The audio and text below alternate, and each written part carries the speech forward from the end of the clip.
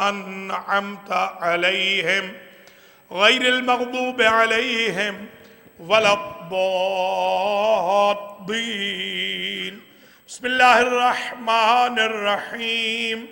قل هو الله أحد الله الصمد لم يلد ولم يولد ولم يكن له كفوا أحد. بسم الله الرحمن الرحيم. قل هو الله أحد الله الصمد لم يلد ولم يولد ولم يكن له كفوا أحد. بسم الله الرحمن الرحيم. قل هو الله أحد الله الصمد لم يلد ولم يولد ولم يكن له كفوا أحد. اللهم بثواب هذه الفاتحة وسورة الإخلاص والذكر والتجمع والنذر والمجلس بتوسط الأنبياء والمرسلين سيدة نساء العالمين الأئمة الطيبين إلى أرواح المرحومين سيد قرار حیدر ابن ارشاد حسین، کری زہرا بنت وسیع حیدر، ریتا زیدی بنت مسعود زیدی، سیدہ شمیم فاطمہ بنت علی رضوی، سیدہ خاتون بنت سعید الحسن، وسائر المرحومین والمرحومات المتعلقین لهؤلاء الحاضرین والحاضرات. اللهم اغفر ذنوبهم وارحم على أحوالهم واحشرهم مع النبي وأهل بيته الطيبين الطاهرين المعصومين.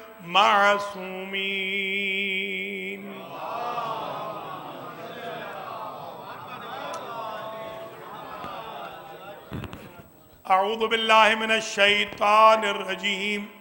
بسم الله الرحمن الرحيم. الحمد لله رب العالمين بارئ الخلائق أجمعين والعاقبة لأهل التقوى واليقين. الصلاة والسلام على سيد الأنبياء والمرسلين سيدنا ومولانا أبي القاسم محمد.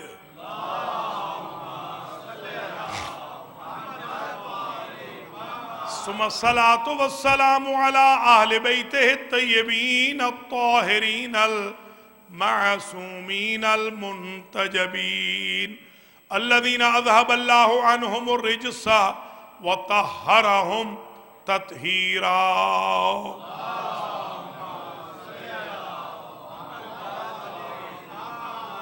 سيما بقية الله المنتظر امام زماننا هذا روحي وارواح العالمين لتراب مقدمه الفداء عجل الله تعالى فرجه الشريف.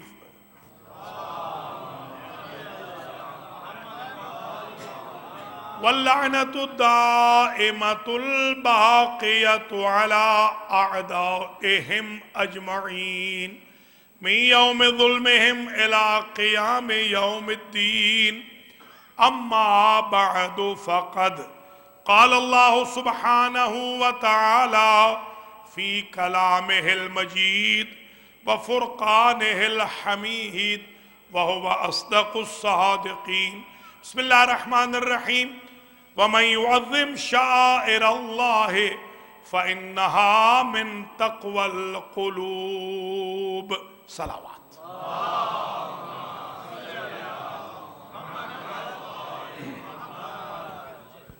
قابل قدر سادات و مؤمنین و مؤمنات، 8 صفر المظفر 1437 ہجری کی سالانہ مجلس حسین علیہ السلام جو زین زیدی اور زیدی فیملی کی طرف سے منعقد ہو رہی ہے ادارہ جعفریہ برٹنزول میری لینڈ میں، آج اس کا عنوان سخن قرار دیا ہے جواز شبیہ. آج ہم شبیہ پر تقریباً 50 منٹ گفتگو کریں گے اور بتائیں گے کہ شبیہ کا اسٹیٹس شریعت میں کیا ہے. قرآن و سنت سے ہم یہ بتائیں گے کہ شبیہ کا معیار احکام خمسہ میں سے کیا ہے۔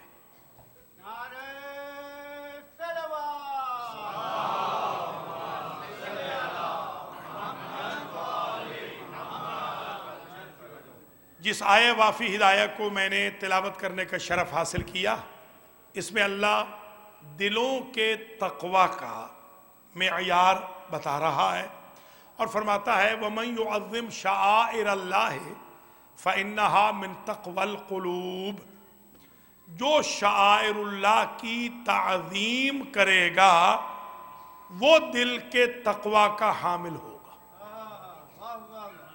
جو شاعر اللہ کا احترام نہیں کرے گا اس کا تقوی زبان کا ہوگا، دل کا نہیں ہوگا۔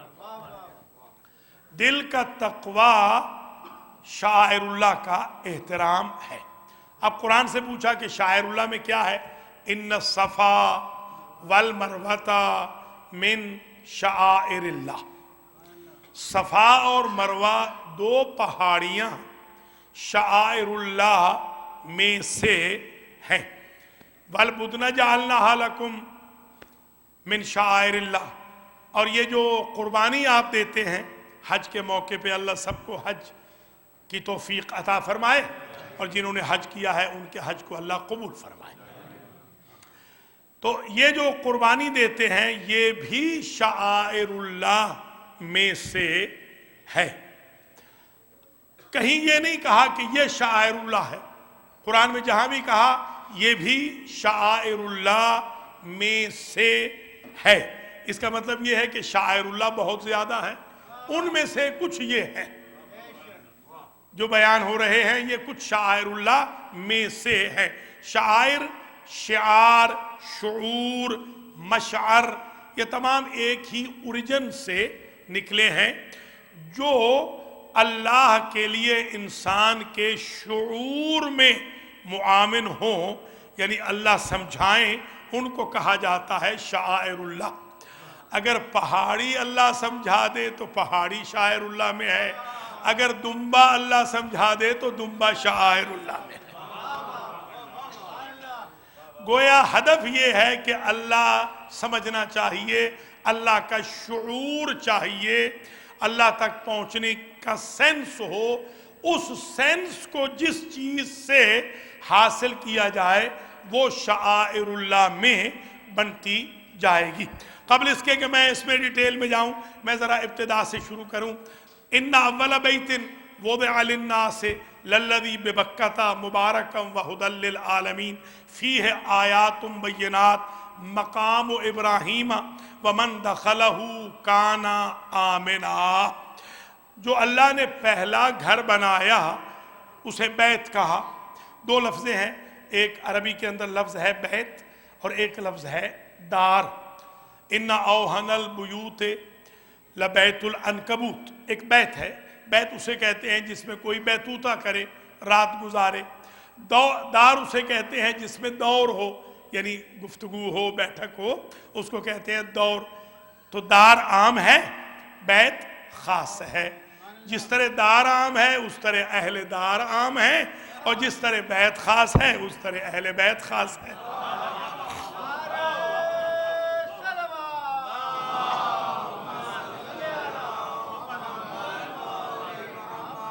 اللہ نے جو اپنا پہلا گھر بنایا اسے بیت کہا، دار نہیں کہا، اور بیت اس وقت تک بن نہیں سکتا جب تک کوئی رات نہ گزارے۔ اللہ رات گزارے تو اللہ نہیں رہتا۔ اب وہ ہستیاں تلاش کریں جو 3 راتیں گزارتی رہیں اور اللہ کا گھر بیت بنتا رہا۔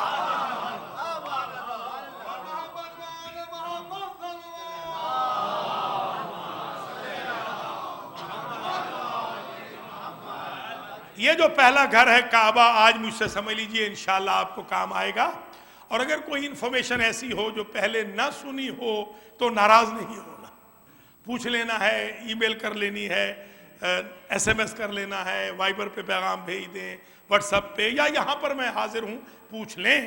یہ جو کعبہ ہے یہ نازل ہوا ہے، آج ذرا یہ سمجھ لیجئے مجھ سے، ایسے جیسے قرآن نازل ہوا، کعبہ نازل ہوا ہے، یہ آسمان اول پہ چمکتا تھا. اسی قسم کا، بالکل اسی قسم کا ایک گھر اوپر ہے، اس کو کہتے ہیں بیت المعمور، اسے کہتے ہیں بیت العتیق. جو آسمان چہارم پہ ہے اس کا نام ہے بیت المعمور، وہ بھی کیوبک شکل میں ہے. جو آسمان اول پہ چمکتا تھا اس کو کہتے تھے بیت العتیق، اسی کا نام اب کعبہ یا بیت اللہ رکھا گیا. جب حضرت آدم علیہ السلام پیدا ہوئے اور حضرت آدم علیہ السلام نے چاند، ستاروں اور سورج کے ساتھ ایک چوتھی چیز کو چمکتا ہوا دیکھا تو کہا یہ کیا ہے بارے الہ؟ جبریل کے ذریعے پوچھا. جبریل نے کہا کہ یہ اللہ کا گھر ہے.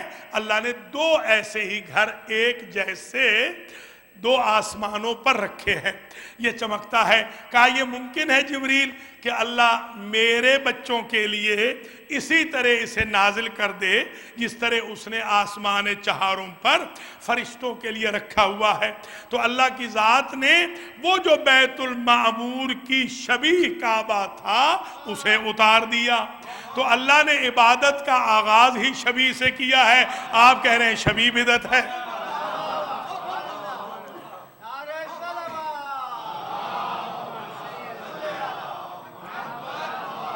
یہ کعبہ دراصل شبیہ ہے اس بیت المعمور کی. بعض نے تو عامہ نے لکھا ہے کہ 7ویں آسمان پہ ہے، ہماری نظر میں 4تھے آسمان پہ ہے. اس کی یہ شبیہ ہے.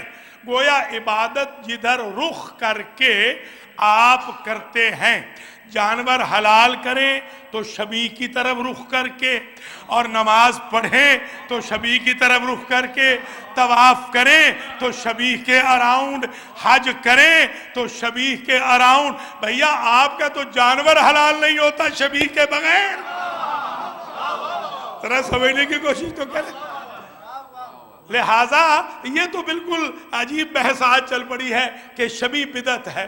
آج ہی بلکہ ایک صاحب نے مجھے فرمایا کہ کوئی آدم شاید سنٹر ہے، ایڈم سنٹر یا ایڈم مسجد ہے کوئی یہاں پر ہے نا کوئی یہاں پر، یا اس میں کوئی بڑا آج بدبودار خطبہ دیا گیا ہے. تو میں سمجھ لیجئے اس سے بھی متاثر ہو کہ آج یہ عنوان آپ کی خدمت میں پیش کر رہا ہوں. اس میں بتایا گیا ہے کہ شیعوں کی یہ بدعتیں ہیں، یہ شبیہ وغیرہ. تو آج کی ساری تقریر انشاءاللہ اسی پہ ہوگی تاکہ آج کے بعد عبادت کا اور بدعت کا مفہوم واضح ہو جائے. تو اب ذرا ملاحظہ فرماتے چلیں کہ یہ جو عبادت کا مرکز ہے یہ خود شبیہ ہے وہاں کی. اور اچھا عجیب بات یہ ہے کہ جو وہاں ہے اس پر غلاف نہیں ہے. توجہ رہے، جو یہاں ہے اس پہ غلاف ہے، اس لیے کہ وہ فرشتوں کے لیے ہے، اس میں آلودگی کا خطرہ نہیں ہے. اللہ اکبر. ایک مسئلہ اور بھی طے ہو گیا کہ غلاف اس لیے ہوتا ہے کہ جو لوگ ہیں ان سے کہیں گرد نہ پڑ جائے، کیونکہ یہ مٹی کے بنے ہیں، اگر نور کے بنے ہوتے تو غلاف نہ ہوتا. کوئی ملاحظہ فرما لیا آپ؟ تو اب آپ دیکھیے یہ جو کپڑا ہے، ایک زمانے میں، آج نہیں پتا مجھے، جس زمانے میں میں فیصل آباد میں پڑھاتا تھا تو میں اس درزی کو بھی جانتا ہوں کہ جس درزی کے پاس فیصل آباد کے بازار میں غلاف کعبہ بنتا تھا، آج نہیں پتا کہاں سے بنتا ہے، اس زمانے میں، یہ میں ارلی 80s کی بات کر رہا ہوں، فیصل آباد ایک جگہ ہے، شہر ہے ہمارے پاکستان کا، وہاں یہ بنتا تھا. اور عجیب بات یہ ہے کہ وہ صاحب جو جس کلاتھ ہاؤس سے وہ کپڑا لاتے تھے اس کی بھی میں نے زیارت کی ہوئی ہے. تو وہ بنانے والا 2 قسم کے کپڑے لاتا تھا. ایک ہمارا پیراہن بناتا تھا، اسے تو کوئی نہیں چومتا تھا. ایک غلاف کعبہ بنتا تھا، اسے سارے چوم رہے ہیں. تو نسبت سے احترام بدل جاتا ہے. علم کا کپڑا بالکل کلاتھ ہاؤس سے ہی لیا ہے. جیسے کعبہ کا غلاف متبرک ہے ایسے علم کا پھریرا متبرک ہے.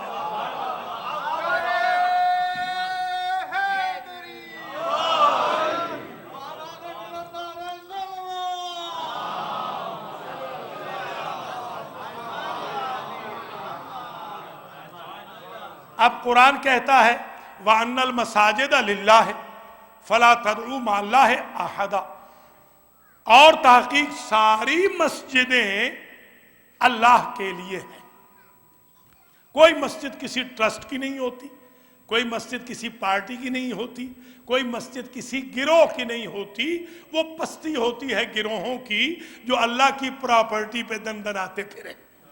مساجد تو اللہ کی ہوتی ہیں، مسجد تو اللہ کی ہے۔ فلا تدعوا مع اللہ احدا، اور غیر اللہ کی عبادت نہیں کرنی، عبادت بھی صرف اللہ کی ہے، سجدہ بھی صرف اللہ کا ہے، بندگی صرف اللہ کی ہے، اطاعت اللہ کی بھی ہے، رسول کی بھی ہے، اولی الامر کی بھی ہے، عبادت صرف اللہ کی۔ یہ شیعان علی کا عقیدہ ہے۔ آج یوٹیوب پہ ہم دیکھتے ہیں کہ کچھ خاندان یزید کے عقائد بنائے ہوئے عقائد کو ہماری قوم کے نام ٹھونسا جا رہا ہے، تو ہمارا فرض ہے ہم اصلاح کرتے چلیں۔ آل محمد کا مذہب تو یہ ہے عبادت صرف اللہ کی ہو۔ تو یہ بھی ذہن نشین فرماتے چلیں۔ ہمارے ایک دوست ہیں، بہت بڑے مفتی اعظم ہیں، آج کل تو وہ بڑے ایلیویٹ ہو گئے ہیں ماشاءاللہ، اب تو مفتی اعظم ہو گئے ہیں ہمارے بھائیوں کے۔ تو وہ ایک دن ہمارے پاس تشریف لائے اور بڑے غصے میں تھے۔ میں نے کہا حضور خیریت تو ہے؟ آج بڑے غصے میں، کہنے لگے بس آپ نے بہت زیادہ کر دیا ہے، اتنے فضائل آپ نے پڑھ دیے ہیں، آج ہم آپ سے جھگڑا کرنے۔ میں نے کہا فرمائیے۔ کہ یہ جو آپ کہتے ہیں کہ آپ کے مولا، میرے مولاؤں میں اور آپ کے مولا میں ایک فرق بتا دیں۔ میں نے کہا بڑا بنیادی فرق ہے، آپ کے مولا جہاں پیدا ہوتے ہیں وہاں عبادت حرام ہو جاتی ہے، میرا مولا جہاں پیدا ہوتا ہے وہاں عبادت واجب ہو جاتی ہے۔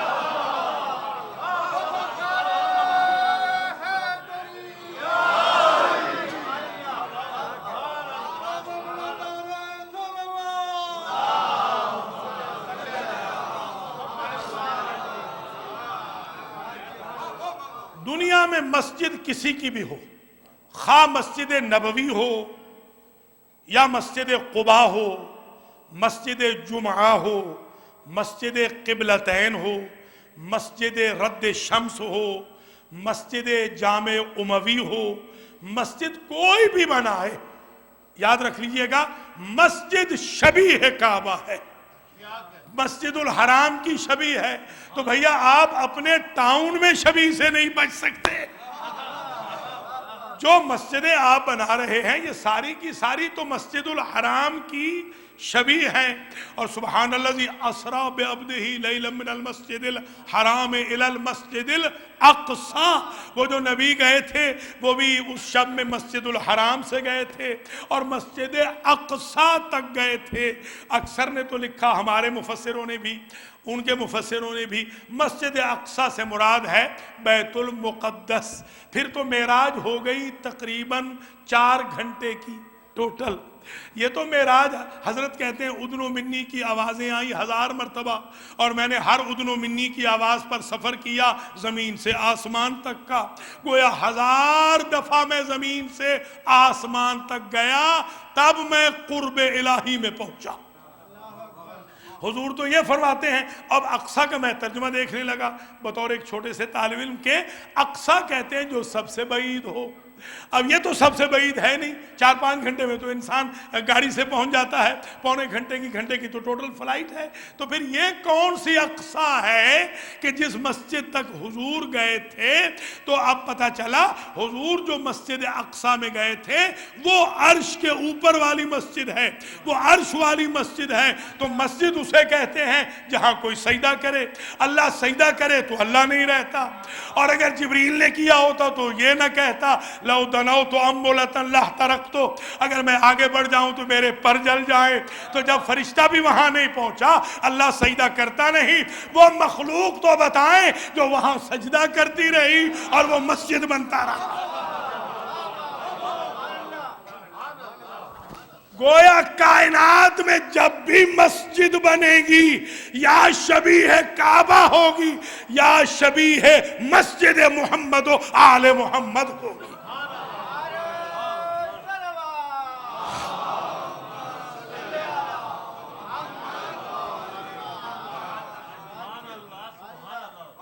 یہ بھی آپ کو شبیہ سمجھ میں آ گئی۔ ایک شبیہ اور سن لیجئے، یہ فرشتے کہتے ہیں کننا نمر من العرش، ہم گزرتے تھے عرش کے نیچے سے، وَكُنْتُمْ عَلَى الْعَرْشِ، اے محمد و آل محمد آپ اس وقت تھے عرش پر، اور آپ کا کام کیا تھا؟ تُسَبِّحُونَهُ وَتُقَدِّسُونَهُ، آپ اللہ کی تسبیح کرتے تھے، آپ اللہ کی تقدیس کرتے تھے، وَتَحْمِدُونَهُ، آپ اللہ کی حمد کرتے تھے، وَتُكَبِّرُونَهُ، اور آپ اللہ اکبر کہتے تھے، وَتُحَلِّلُونَهُ، اور آپ لا الہ الا اللہ کہتے تھے، وَكُنَّا نُسَبِّحُ، آپ کی کاپی کر کے ہم نے بھی تسبیح پڑھی، آپ کی کاپی کر کے ہم نے بھی الحمدللہ کہا، آپ کی کاپی کر کے ہم نے بھی تقدیس الہی کی، آپ کی کاپی کر کے ہم نے بھی اللہ اکبر کہا، آپ کی کاپی کر کے ہم نے بھی لا الہ الا اللہ کہا۔ تو شبیہ سے بھاگنے والوں، یہ ساری چیزیں شبیہ ہے محمد و آل محمد ہے۔ تو ملاحظہ فرما رہے ہیں آپ، یہ شبیہ کنڈیشنل بھی بنتی جا رہی ہے، یعنی پلیس کی بھی اور عبادت کی بھی۔ اچھا، حضور نے فرمایا صلو کما رأیتمونی اصلی، ایسے نماز پڑھو جیسے تم نے مجھے پڑھتے ہوئے دیکھا ہے۔ یہ کیوں کہا جاتا ہے کہ جب نماز پڑھو سر پہ ٹوپی رکھو؟ میں نے جب سے یہ حدیث پڑھی ہے، روایت پڑھی ہے کہ مولا علی سر پہ ٹوپی رکھتے تھے، تو میں نے ٹوپی رکھنی شروع کر دی کہ چلو کم از کم، حضور کی سنت نہیں ہے، حضور ٹوپی نہیں رکھتے تھے، حضور نے ٹوپی نہیں رکھی، مولا علی نے ٹوپی رکھی ہے، کبھی کبھی، کبھی امامہ کبھی ٹوپی۔ حضور ہمیشہ امامہ رکھتے تھے، سنت یہی ہے کہ امامہ رکھا جائے، اس کے تحت الحنک بھی ہو، کپڑے کھلے کھلے ہوں، تاکہ بالکل سنت رسول پہ چل کے خوشبو لگائیں، جس طرح حضور خوشبو لگاتے تھے اس طریقے سے حضور کی طرح غسل سے نماز پڑھیں تو اور بہتر ہے، وضو تو کرنا ہی ہے، صلو کما رأیتمونی اصلی۔ تو بھیا شبیہ کی مخالفت نہ کرنا، ورنہ تو ہر بندے کی نماز ہی باطل ہے، ہر بندہ حضور کی شبیہ بن کے تو نماز پڑھتا ہے۔ اللہ اکبر۔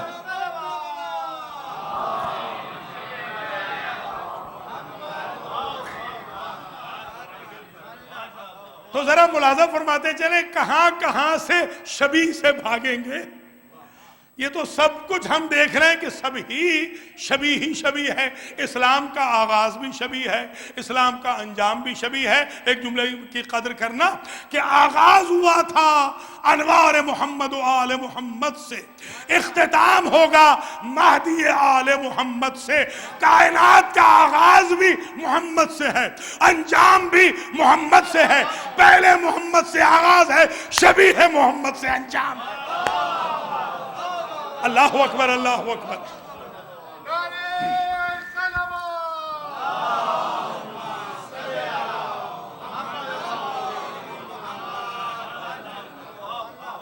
اب ذرا ملاحظہ فرماتے چلیں کہ آپ جو ابھی میں نے آیتیں پڑھی تھی، ان الصفا والمروۃ من شعائر اللہ، صفا اور مروہ یہ دو پہاڑیاں ہیں، یہ ہیں شعائر اللہ میں سے۔ اچھا، یہ بھی پتھر ہیں، عجیب بات یہ ہے، ان کے یہاں پر حکم ہے سعی کا کہ سعی کرو۔ اچھا، اللہ کی ذات نے آپ کے لیے آسانی بھی پیدا کر دی ہے، بہت آسانی پیدا کر دی ہے، اور وہ یہ ہے کہ یا ایھا الذین آمنوا اذا نودی للصلاۃ من یوم الجمعۃ فاسعوا الی ذکر اللہ۔ اے ایمان والو، اگر حج پہ جا نہیں سکتے ہو تو ہم نے ویکلی آپ کی جمعے کی نماز کو حج کا اسٹیٹس دے دیا۔ الجمعۃ حج الفقراء والمساکین، جمعہ فقیروں کا بھی حج ہے، مسکینوں کا بھی حج ہے، ان کا بھی جن کے پاس پیسے نہیں، ان کا بھی جن کے پاس توفیق نہیں۔ کئی مسکین ایسے ہوتے ملینر ہیں مگر دل نہیں کرتا راہ خدا میں خرچ کرنے کو، ان کو شریعت نے مسکین کہا ہے۔ کچھ ملاحظہ فرما رہے؟ ایک جگہ میں حضور پہنچا، مجھ سے کہا کہ جی مسکین کی کوئی شکل بتا دیں۔ میں نے کہا ہمیں دیکھو، مولانا مسکین ہوتا ہے بیچارہ۔ تو اسی طریقے سے آپ دیکھتے جائیے کیسے کیسے مسکین دنیا میں ملیں گے۔ الجمعۃ حج الفقراء والمساکین، تبھی تو کہا سعی کرو، سعی تو حج میں ہوتی ہے۔ تو اللہ کی ذات نے اسٹیٹس بدل دیا۔ وہ کعبہ جو مکے میں ہے، اس کعبے کا اسٹیٹس ہم آپ کے ادارے کو بنا دیں گے۔ آپ نیت تو کریں، آپ جمعہ میں آنے کی نیت تو کریں، ہم واپس جائیں گے تو آپ کو حاجی پلٹائیں گے۔ اور پھر اس کے بعد کہا آپ کے گھر میں بھی ہم نے ایک کعبہ رکھ دیا ہے۔ وہ کیا؟ النظرۃ الی الوالد، النظرۃ الی الام تعدل حجا مبرورا، ماں باپ کے چہرے کی طرف محبت کی ایک نگاہ کر لو، ہم تمہیں حاجی بنا دیں گے۔ اللہ اکبر۔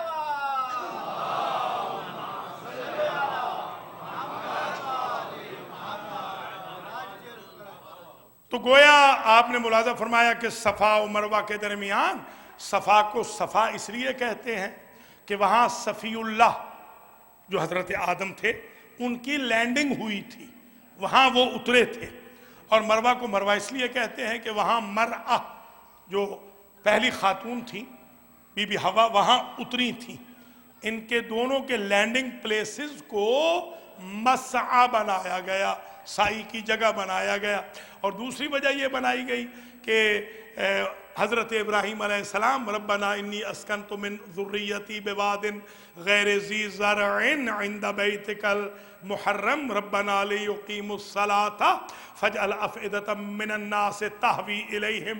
حضرت ابراہیم جب شام چلے گئے تھے اپنی ذریت کو چھوڑ کر، تو ایک لائن ڈرا کی تھی حضرت ابراہیم علیہ السلام نے بی بی ہاجرہ کے لیے کہ اس صفا سے ادھر نہیں جانا اور مروہ سے ادھر نہیں جانا۔ آج ساری امت قیامت تک اوبلائزڈ ہے کہ فٹ سٹیپ فالو کرے ہاجرہ کے۔ تو پتہ چلا ہر وہ نبی کی زوجہ جو نبی کی مقرر کردہ حد سے تجاوز نہ کرے، امت پہ واجب ہوتا ہے اس کے فٹ سٹیپ پہ چلے۔ تو یہ ملاحظہ فرما رہے ہیں آپ، یہ جو آپ سعی کر رہے ہیں یہ خود شبیہ ہاجرہ ہے۔ جہاں سے چلی وہاں سے چلیں، جہاں سے دوڑی وہاں سے دوڑیں۔ اور یہ جلوس ہے منا کا، جو سفید کپڑوں کے احرام میں نکل رہا ہے۔ میں حیران اس بات میں ہوں، منا نامکمل ہے، کربلا مکمل ہے۔ منا خواب ہے، کربلا تعبیر ہے۔ اللہ اکبر، اللہ اکبر۔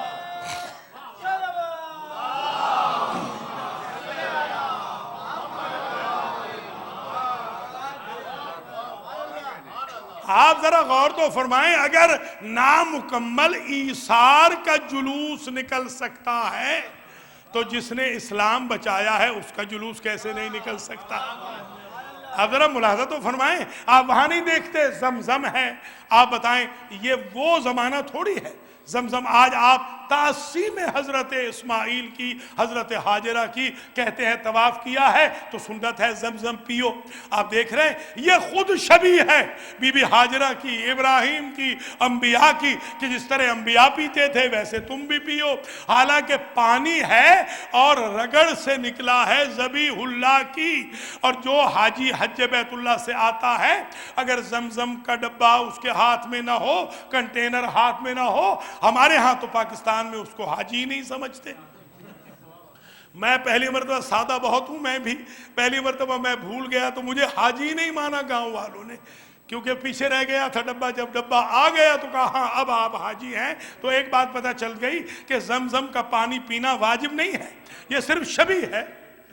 شبیہ ہے، سنت نبی ہے، سنت حاجرہ ہے، تو اس شبیہ پہ عمل نہ کریں تو لوگ حاجی نہیں سمجھتے۔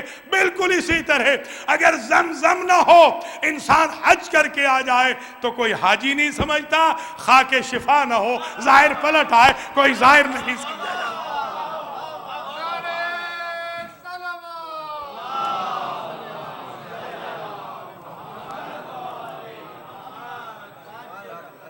تو گویا منا والوں کی سبیل چل رہی ہے، کوئی اعتراض نہیں کرتا۔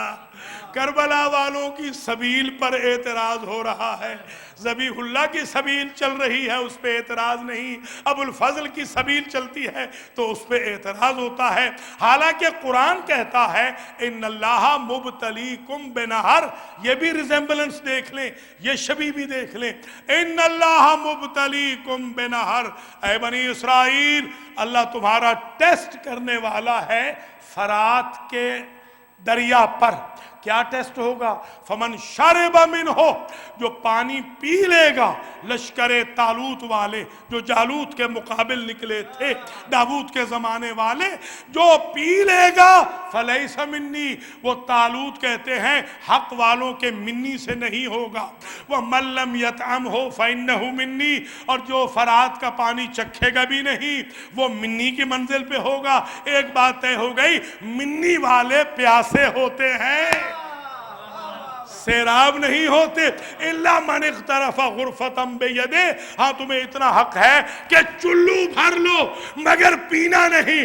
پوری کائنات میں ایک ہستی ہے جس نے چلو بھرا ہے پیا نہیں، اسے ابو الفضل العباس کہتے ہیں۔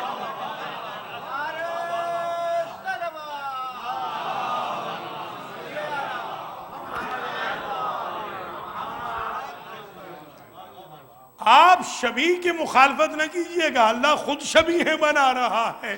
جعفر طیار کی شبیہ بنایا ابو الفضل العباس کو کہ وہاں بھی ہاتھ کٹے، یہاں بھی بازو کٹے، اور پھر شیعہ سنی سب لکھتے ہیں آدھے حسن آدھے حسین شبیہ رسول تھے، تو پھر خدا پہ فتویٰ لگائیے کہ شبیہ رسول کیوں بنایا؟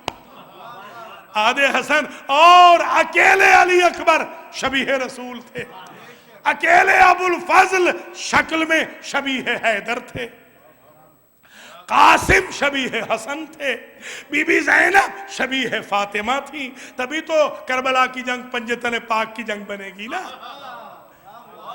کہ پنجتن پاک میں سے 4 نہیں تھے تو ان کی شبیہیں تو موجود تھی۔ تو یہ آپ ذرا ملاحظہ فرماتے چلیں کہ کعبہ خود شبیہ، بیت المعمور کی مسجدیں خود شبیہ، ہماری نماز خود شبیہ، کپڑے پہننا سنت رسول پہ چل کر یہ خود شبیہ، صفا و مروہ کی سعی خود شبیہ، یہ جو طواف کر رہے ہیں یہ بھی شبیہ ہے، ویسا ہی طواف حضور نے کیا تھا جیسا ہم کر رہے ہیں۔ اور پھر جب عرفات میں جاتے ہیں تو یہ بھی خود شبیہ ہے کہ عرفات میں کیونکہ آدم علیہ السلام ٹھہرے تھے، یہ میدان محشر ہے، یہیں پر قیامت کے دن محشر کی کرسی لگے گی عدل کی، اور یہیں پر لوگوں کو انصاف ملے گا۔ جو میدان محشر میں ایک دفعہ پہنچ جائے اللہ اس کی اٹینڈنس کو قبول کر لیتا ہے۔ یہی وجہ ہے کہ لبیک اس وقت تک کہنا ہے جب تک میدان محشر میں نہ پہنچے، جب پہنچ گئے اب حاضری ہو گئی، کلاس شروع ہو گئی تقویٰ کی۔ تو عرفات کا میدان دیکھیں تو خود شبیہ ہے، اور پھر مشعر الحرام دیکھیں تو خود شبیہ ہے، اور پھر بیتوتہ کریں تو خود شبیہ ہے ابراہیم علیہ السلام کی۔ اور عجیب بات یہ ہے تولا میں بھی شبیہ ہیں اور تبرہ میں بھی شبیہ ہیں، جیسے انہوں نے ابراہیم زوجہ اور اسماعیل نے پتھر مارے تھے نا، کنکر مارے تھے ان 3 ملعونوں کو، ویسے تم بھی مارو۔ وہ جو کعبے میں ہے وہ بھی پتھر ہے، اس کا بوسہ لو اس لیے کہ بیت کے قریب ہے، اور ان 3 سے بیزاری کرو اس لیے کہ بیت سے دور ہے۔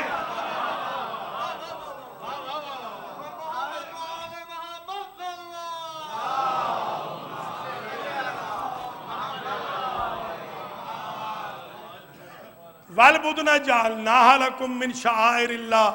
اچھا یہ ایک آیت ذرا سن لیں آج، لَن يَنَالَ اللَّهُ، اللہ کو نہیں پہنچتا، لُحُومُهَا وَلَا دِمَاؤُهَا، نہ گوشت اللہ تک پہنچتا ہے، قرآن کی عجیب آیت ہے، نہ خون جانور کا جو آپ ذبح کرتے ہیں منا میں وہ اللہ تک پہنچتا ہے، وَلَٰكِن يَنَالُهُ التَّقْوَىٰ، اللہ تک تو تقویٰ پہنچتا ہے، اللہ تک گوشت نہیں پہنچتا، اللہ تک تقویٰ پہنچتا ہے، اللہ تک خون نہیں پہنچتا، اللہ تک تقویٰ پہنچتا ہے۔ اور تقویٰ کیا ہوتا ہے؟ وَمَن يُعَظِّمْ شَعَائِرَ اللَّهِ فَإِنَّهَا مِن تَقْوَى الْقُلُوبِ، اس جانور کا احترام کرو، بندہ پیچھے چلتا ہے جانور آگے چلتا ہے، کیوں؟ اس لیے کہ یہ شعائر اللہ میں سے ہے۔ اچھا وناقۃ اللہ ہے فسقیاہا، آپ نے پڑھا ہے نا قرآن میں سورۃ الشمس کے اندر، یہ عید کے دن بھی پڑھی جاتی ہے سورتیں، وناقۃ اللہ ہے، یہ صالح والی جو ناقہ تھی، اونٹنی تھی تو صالح کی، تھا تو جانور، اللہ نے کہا اللہ کا ناقہ، کیا اللہ کبھی بیٹھا ہے؟ ذرا سمجھنے کی کوشش کریں، یہ وہ اعتراض کا جواب، ان کے اعتراض کا جواب ہے۔ یہ جو ذوالجنا نکل رہا ہے، اس پہ کبھی حسین بیٹھے ہیں، کبھی وہاں اللہ بیٹھا ہے، نسبت ہے اللہ کی طرف۔ اس لیے آیت کہا قرآن نے، وہ ناقہ آیت اللہ ہے، اللہ کی نشانی ہے جس کی وجہ سے اللہ پہچانا جائے۔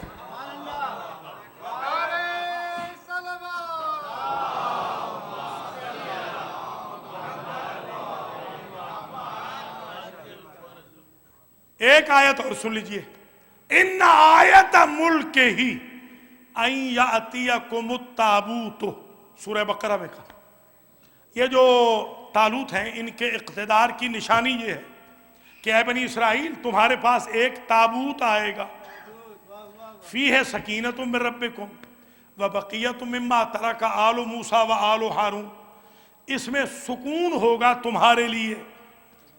آئے گا تابوت اور اس میں تبرکات ہوں گے آل موسیٰ کے اور آل ہارون کے۔ یہ نہیں کہا کہ نبی کے ہوں گے، نبی کی آل کے ہوں گے۔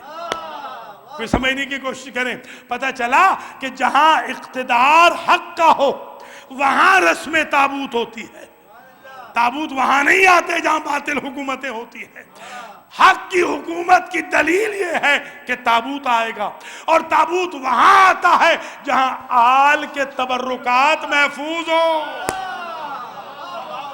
کچھ سمجھے ہیں یا نہیں آپ حضرات؟ اب سوال یہ پیدا ہوا کہ اٹھائے گا کون؟ تبرکات ہیں بہت زیادہ۔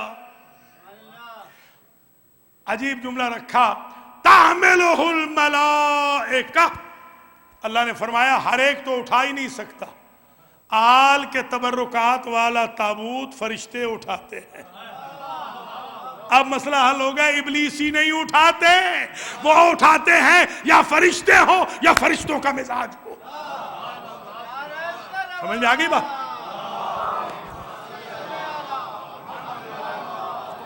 اب بات سمجھ میں آئی کہ کربلا میں، توجہ رہے، کربلا میں بلکہ نجف میں جب مولا علی نے کہا کہ ایک طرف سے جبریل و میکائیل اٹھائیں گے اور ایک طرف سے حسن و حسین تم اٹھانا، یہی کہا تھا نا، کسی امتی کو کیوں نہ کہا تحملہ الملائکہ، آل کے تبرکات والا تابوت اٹھاتے ہی فرشتے ہیں، یا فرشتے اٹھاتے ہیں یا حسن حسین جیسے اٹھاتے ہیں۔ اب سمجھ میں آئی بات کہ نبی کی جنازہ امت کیوں نہ اٹھا سکی، فرشتوں کا مزاج ہوتا تو اٹھاتے۔ اللہ اکبر، اللہ اکبر۔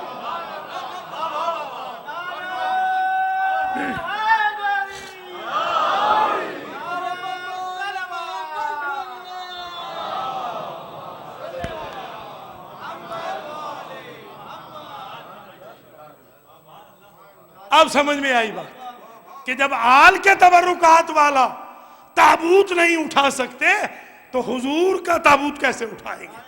اب اس سے یہ بات بھی سمجھ میں آ گئی کہ وہ حسین ابن علی کو دفن کیوں نہ کر سکے۔ اگر کوئی فرشتوں جیسا مزاج رکھتا ہوتا تو کرتا، تبھی تو زین العابدین آئے اور بنی اسد آئے۔ ہر ایک نہیں اٹھا سکتا، تحملہ الملائکہ، یہ فرشتے اٹھاتے ہیں۔ ایک بات اور سمجھ لیجئے اور میں آہستہ آہستہ آپ کی زحمتوں کو ختم کروں، کافی حد تک شبیہ پر آپ کے سیر حاصل گفتگو ہو گئی۔ ایک جملہ اور سن لیجئے، یہ علم کے بارے میں آج کل اور شب بیداریوں کے بارے میں بہت زیادہ اختلاف پھیلائے جا رہے ہیں۔ پہلی بات تو یہ سمجھ لیں، تمام شب بیداری کرنے والوں سے میری دستبستہ گزارش ہے کہ وہ فجر کی نماز کو قضا نہ کریں۔ ان قبلت قبل ما سواہا و ان ردت رد ما سواہا، شب بیداری تب قبول ہوگی جب نماز قبول ہوگی۔ یہ حضور کا فرمان ہے۔ ہمارے ائمہ فرماتے ہیں کہ جو شخص من استخف بالصلاۃ فلیس منا، جو نماز کو سبک شمار کرے، ہلکا شمار کرے، لائٹ سمجھے، امپورٹنس نہ دے، وہ ہمارا شیعہ ہی نہیں۔ لہذا یہ میں عزاداروں سے درخواست کروں گا، ایک کلچر بڑا عجیب سا ڈیولپ ہو رہا ہے اور وہ کلچر توڑنا چاہیے۔ ایک مجلسی مجمع ہو گیا ہے اور ایک ماتمی مجمع ہو گیا ہے۔ مجلسی مجمع جو مجلس ختم ہوتی ہے تو باہر چلا جاتا ہے اور ماتمی مجمع اندر آ جاتا ہے، یہ درست نہیں، یہ بہت بڑی توہین ہے محمد و آل محمد کی۔ اگر آپ کو یقین ہے کہ اس فرش عذاب پہ ارواح معصومین آتے ہیں تو جو باہر گپے لگا رہے ہیں وہ معصومین کی توہین کر رہے ہیں۔ لہذا آپ ان بچوں کو بھی سمجھائیے کہ وہ مجلس کے اندر بیٹھیں، اور بڑوں کو بھی سمجھائیے کہ وہ بھی چھوڑ کے نہ جائیں بلکہ ماتم کریں۔ اچھا، یہ تو ایک بات ضروری سمجھانے والی تھی تاکہ کلچر غلط ڈیولپ نہ ہو۔ ہم نے آل محمد سے مذہب پوچھنا ہے، اپنے اندر سے مذہب نہیں پوچھنا۔ خدا را آل محمد کے مذہب کو خراب نہ کیجئے، اپنی ایگو کو شامل نہ کیجئے۔ آل محمد جس طرح چاہتے ہیں ویسے عزاداری ہونی چاہیے۔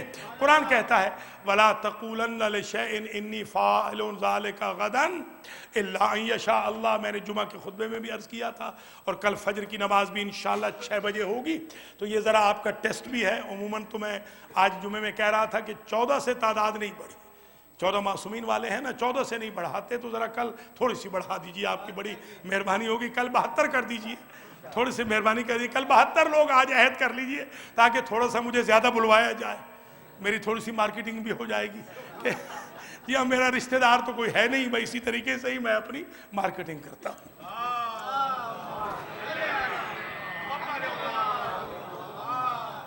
قرآن کہتا ہے کہ اے میرے حبیب، کل کا کسی سے وعدہ نہ کرنا جب تک انشاءاللہ نہ کہنا۔ انشاءاللہ یہ حکم رب ہے، حکم قرآن۔ تو جب تک انشاءاللہ نہ کہنا، کل کا وعدہ نہ کرنا۔ اب یہ چیز تو بخاری شریف میں بھی لکھی ہوئی ہے کہ خیبر کی 40ویں شب میں حضور نے فرمایا لَأُعْطِيَنَّ الرَّايَةَ غَدًا رَجُلًا كَرَّارًا غَيْرَ فَرَّارٍ يُحِبُّ اللَّهَ وَرَسُولَهُ وَيُحِبُّهُ اللَّهُ وَرَسُولُهُ وَلَا يَرْجِعُ حَتَّى يَفْتَحَ اللَّهُ عَلَى يَدَيْهِ۔ کل میں علم اسے دوں گا جو مرد ہوگا، کرار ہوگا، غیر فرار ہوگا، اللہ اور رسول اس کے عاشق ہوں گے، وہ اللہ اور رسول کا عاشق ہوگا، وہ پلٹے گا نہیں جب تک فتح نہ لے لے، فتح کے بغیر پلٹے گا نہیں۔ یہ تو بالکل بات طے ہو گئی۔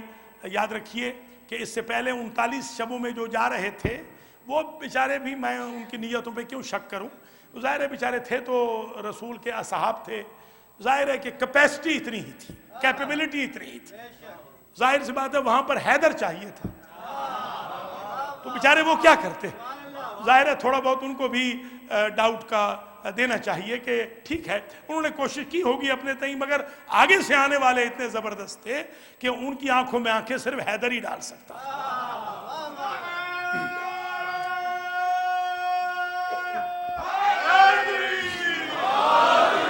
بلکہ لکھا ہے، شیعہ سنی سب نے لکھا ہے کہ یجبنونہ و یجبنہم، وہ جو سالار ہوتا تھا نا، 39 سالار بنے تھے، 39 سب کے ہاتھ میں پرچم تھا، علم تھا، 39 کو پہلے دیا ہے، 40ویں دن مولا علی کو دیا ہے۔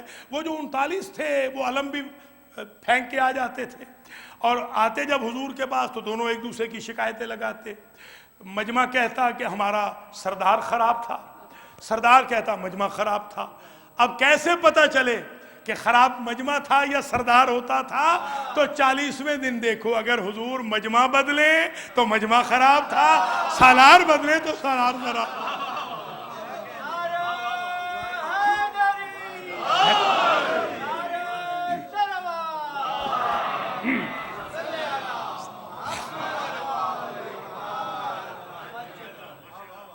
تو اب ساری رات جو 40ویں شب تھی وہ شب بیداری ہوتی رہی۔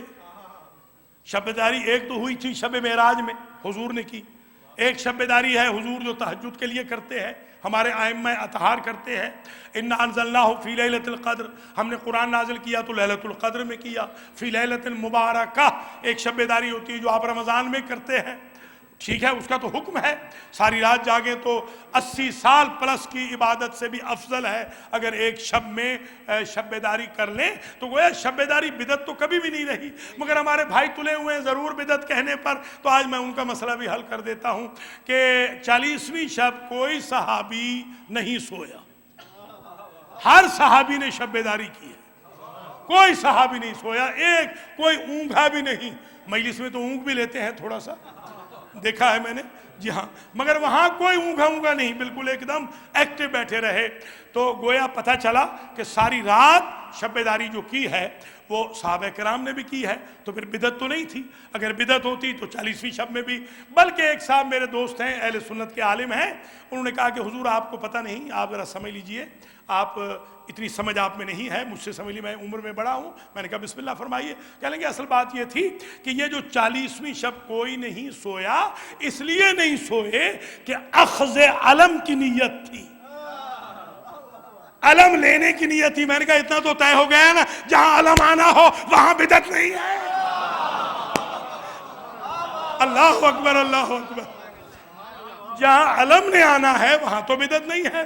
اب 40ویں دن ایسا ہوا کہ کسی کے مولا کو مل گیا اور کسی کے مولاؤں کو نہ ملا. جن کے مولا محروم ہو گئے ان کے ہاں شب بیداری بدعت ہو گئی، جن کے مولا کو مل گیا ان کے ہاں عبادت ہو گئی.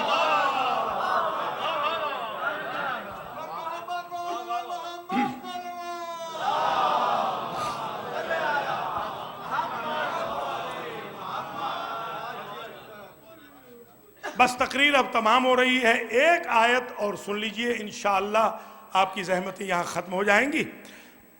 وَيَعْمَلُونَ لَهُ مَا يَشَاءُ مِن مَحَارِيبَ وَتَمَاثِيلَ وَجِفَانٍ كَالْجَوَابِ وَقُدُورِ الرَّاسِيَاتِ. عموماً جو بحث کی جاتی ہے اس بات کی کہ یہ نیاز، ابھی میں نظر پڑھ کے آیا ہوں، نیاز دے کے آیا ہوں عاشور خانے کے اندر، یہ ہمارے یہاں رسم ہے، مولانا کو بلاتے ہیں کہ بھئی آپ نیاز کہہ دیجئے. تو اب یہ جو نیاز ہے اس کا کہاں لکھا ہے؟ یہ نیاز جو پکائی جاتی ہے اس کا کہاں لکھا ہے؟ تو پہلے تو قرآن میں لکھا ہے رب انی نظرت لک ما فی بطنی محررا. مادر مریم نے کہا کہ میں نظر کرتی ہوں کہ میرے پیٹ میں جو بچہ ہے یہ بیٹا ہو اور میں اسے متولی بناؤں بیت المقدس کا. تو وہ بیٹی پیدا ہوئی، اللہ نے فرمایا نباتن حسنا، گھبرائی نہیں، اسی کے شکم سے بچہ آئے گا عیسیٰ کی شکل میں جو متولی بنے گا. دو چیزیں ثابت ہو گئیں کہ عمران نے کہا تھا میرا بیٹا متولی ہو، اللہ نے قرآن میں کہا تمہارا نواسا تمہارا بیٹا ہوگا. اگر عمران کا نواسا عمران کا بیٹا ہے، محمد کے نواسے محمد کے بیٹے کیسے نہیں؟ ایک تو یہ بات طے ہو گئی. دوسری بات یہ طے ہو گئی کہ نظر کی تھی. نظر اگر بدعت ہوتی تو مادر مریم نہ کرتی، زوجہ عمران نہ کرتی. یوفون بالنظر، محمد و آل محمد نے نظر کی ہے، وہ روزے جو 3 اور پھر افطاری اٹھا کے دے دی ہے، تو اس نظر کے عوض میں تو جنت بھی کی ہے. آپ کہتے ہیں نظر بدعت ہے؟ اللہ اکبر، اللہ اکبر.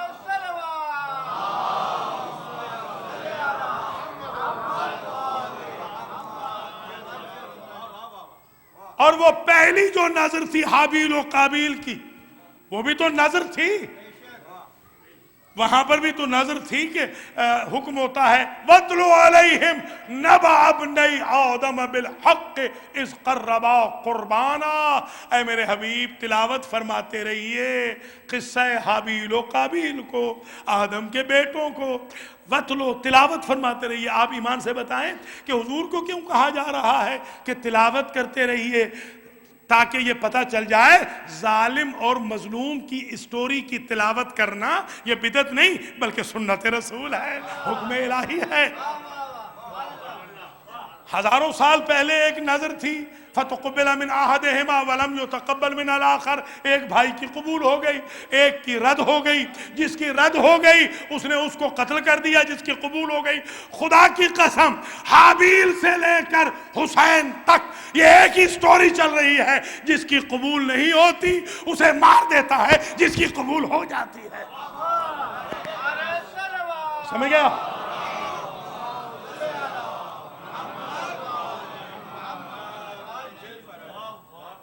اب ذرا آخری جملہ سنیں یعملون لہ ما یشاء من محاریب وتماثیل.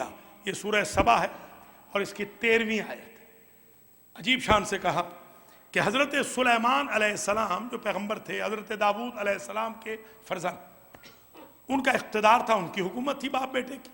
باپ کو تو ظاہر ہے کہ حدید عطا کیا تھا اور وہ لوہے کو موم کر لیتے تھے، اور ایک دن میں 1000 کماتے تھے. 1000 جیسے آج کل ہمارے ذاکر کہتے ہیں نا کہ اب تو 1000 سے بھی ریٹ بڑھ گیا ہے، اب تو 1500 2500 2000. جی ہاں، خوب خون حسین کو بیچنے کے دھندے ہو رہے ہیں اور دے کے کچھ نہیں جائیں گے. اللہ تعالیٰ ہماری بھی قوم کی ہدایت کرے. انہی کو زیادہ دے گی جو بیچتے ہیں، ان کو نہیں دیں گے جو خریدتے ہیں.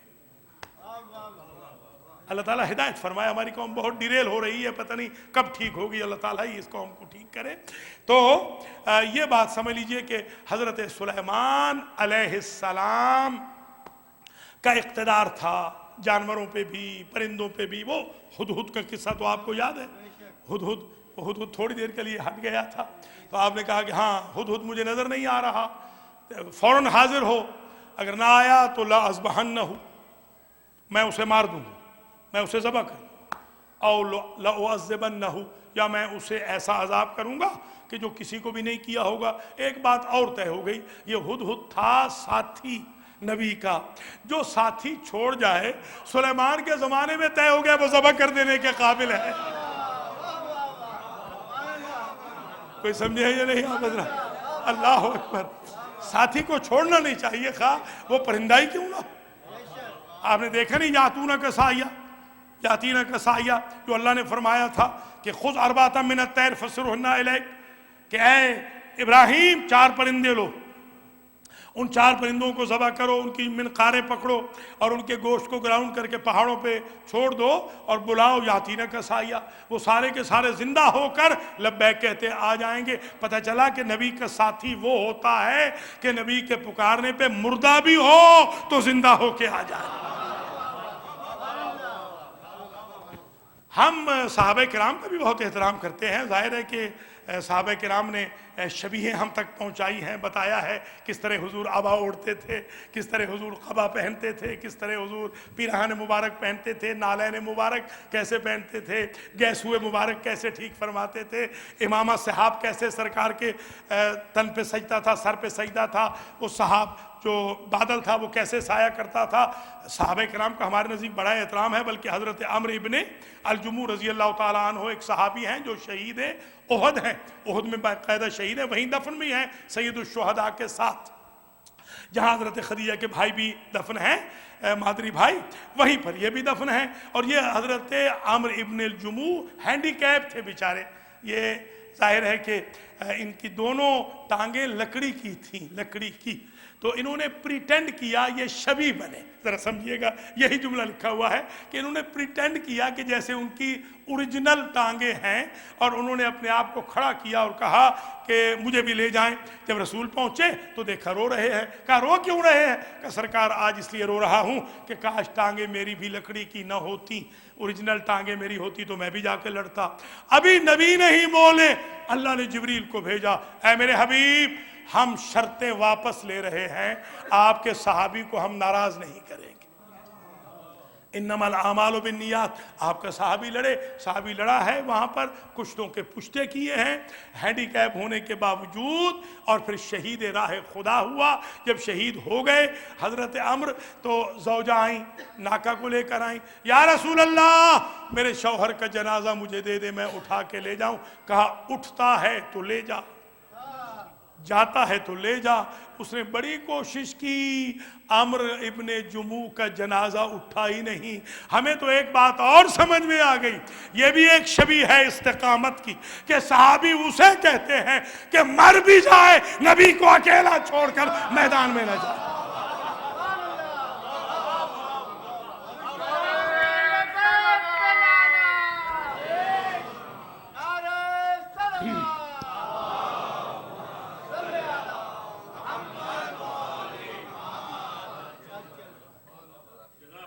والعادیات ضبحا فالموریات قدحا فالمغیرات صبحا فاثرن بہ نقعا فوسطن بہ جمعا. یہ گھوڑوں کی تعریف ہو رہی ہے. ذرا جملے کی قدر کرنا، قرآن میں گھوڑوں کی تعریف ہے، بھگوڑوں کی نہیں. بھیا غور تو کریں ذرا آپ. گھوڑا بھی اگر نہ بھاگے تو اس قابل ہے کہ اس کی قسم کھائی جائے. اللہ اکبر اللہ اکبر. یہ گھوڑے کا مقام دیکھیں، گھوڑا بھی اگر مجاہد ہے تو وہ قسم کے قابل ہو گیا. تعریف ہو رہی ہے قرآن مجید کے اندر، یعملون لہ ما یشاء من محارب. سلیمان نبی کہتے تھے جنوں سے، جنوں کے ساتھ ان کے ڈائلاگ ہوتے تھے، جنوں سے کہتے تھے کہ اے جنوں تمہاری عمریں ہیں بہت بڑی، جنوں کی عمریں بہت بڑی ہوتی ہیں، بہت طویل. تم ایسے کرو، تم نے تو موسیٰ کو دیکھا تھا نا؟ ہاں دیکھا تھا. تو موسیٰ کے محراب کی شبیہ بنا کر میرے دربار میں پیش کرو. ماشاءاللہ جتنی بھی مجالس ہو رہی ہیں، کل دن کی مجلس ہو علی عباس کے ہاں، یا کل شام کی جو مجلس ہے وجاہت کی بالٹیمور کے اندر، یا ہمارے جعفر بھائی کی طرف سے بھی جو مجلس ہے، اور انشاءاللہ کل اور پرسوں کی مجالس، سب میں ڈیفرنٹ ٹاپکس چلیں گے تاکہ زیادہ میٹیریل آپ کی خدمت میں پیش کیا جا سکے. آج کی تقریر یہاں پہ ختم ہو رہی ہے. جنوں تم نے تو دیکھا تھا نا سلیمان کیسے تھے. سلیمان کہہ رہے ہیں کہ تم نے تو دیکھا تھا نا موسیٰ کیسے تھے، تم نے دیکھا تھا ہم سے پہلے والے انبیاء کیسے تھے، تو ان کی صورتیں بنا کے لے آؤ، انبیاء کی پکچر بنا کے لے آؤ. تو پکچر کو کیا کہتے ہیں؟ شبیہ کہتے ہیں کہ نہیں کہتے؟ شبیہ، تماثیل، تمثال، تماثیل، مثل، مثال، ان کی شبیہیں بنا کے لے آؤ. اوریجنل تھوڑی ہوں گی، شبیہیں ہی تو ہوں گی، اوریجنل تو لا نہیں سکتے. ان کی شبیہیں وہ ڈرا کر کے لے آؤ جو نقشہ تمہارے ذہن میں ہے. اور محراب، جو جن محرابوں میں کھڑے ہو کے سابقہ انبیاء نمازیں پڑھتے تھے، ان کی پکچرز لے آؤ ہمارے لیے. ان کی پکچرز بھی ہم تک پہنچنی چاہیے. اور پھر یہ بھی کہا کہ ایک کام اور کرو، اس پہ خاص توجہ رہے. تھک تو نہیں گئے؟ میں بس کر دوں یہیں پہ. ایک جملہ ہے، اگر یہ سمجھا سکا تو آج شبیہ کا عنوان مکمل ہو جائے گا. یہ جو میں اب کہہ رہا ہوں، وَجِفَانٍ كَالْجَوَابِ وَقُدُورِ الرَّاسِيَاتِ. اور میرے دربار میں آتے ہیں کثیر تعداد میں لوگ میرا واعظ سننے، تقریر سننے. تو میں چاہتا ہوں کہ خالی نہ جائیں. ایسے کرو، بڑے بڑے پیالے لاؤ جن میں ہزار ہزار لوگوں کا شربت بنے، اور بڑی بڑی دیگیں لاؤ جن میں ہزار ہزار آدمی کا کھانا پکے، تاکہ جو تقریر سن کے جا رہے ہیں وہ کھا کے بھی جائیں، پی کے بھی جائیں. آپ کہہ رہے تھے شبیہوں کا ذکر کہاں ہے؟ نیاز کا بھی ذکر ہے، سبیل کا بھی ذکر ہے.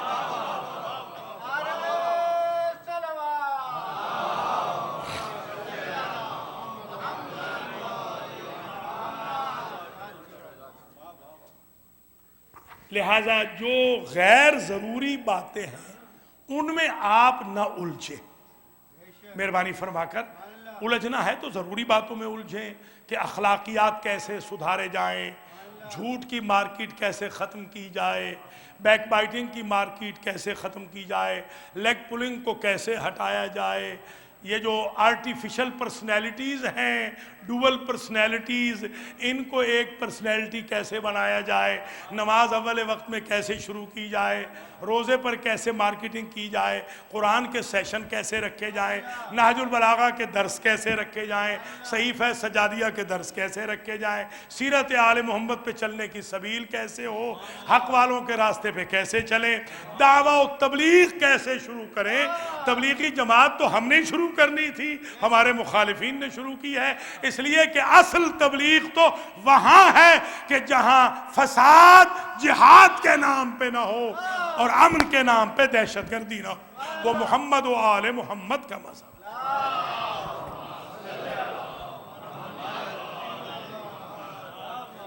جو یونیورسل میسج ہے محمد و آل محمد کا، اسے کائنات میں پہنچائیے. اور آج کیونکہ مجلس مخصوص ہے زین زیدی کی طرف سے، اور اس میں سرکار سید الشہداء کا خاص ذکر ہے، لہذا میں ایک ول آج پڑھتا ہوں اور اسی سے میں مصائب کی طرف چلا جاؤں گا. ایک وصیت سن لیں. جب وقت آخر حسین ابن علی آئے تبرکات دینے کے لیے، تو اپنے بیٹے سید سجاد سے ایک وصیت فرمایا. ایک زمانہ ایسا آئے گا ہمارے پلیٹ فارم سے ہمارے چاہنے والوں کو کچھ سو کال خطبہ گمراہ کریں گے. بیٹا میرا پیغام پہنچا دینا، وہ خطبہ اسوأ من جیش یزید، وہ یزید کے لشکر سے برے ہوں گے. کیوں؟ یزید کا لشکر ہمارے بدن پامال کرے گا، اور وہ ہماری روحوں کو پامال کرے۔ آج اگر یہ میسج سن لیا ہے، ہر مومن، ہر شیعہ علی پہ فرض ہے کہ وہ سیسا پلائی دیوار کی طرح 2 نمبر کے خطبہ سے بچے، جو عقائد کو بھی ڈیمیج کر رہے ہیں اور جو قوم کو بے عمل بنانے کی سبیلیں کر رہے ہیں۔ ہم نمازی اماموں کے ماننے والے ہیں، ہم اس امام کے ماننے والے ہیں جس نے نو کے نیزہ پہ قرآن۔ اللہ اکبر۔ اللہ سوائے غم آل محمد کے کسی غم میں آپ کو نہ رلائے۔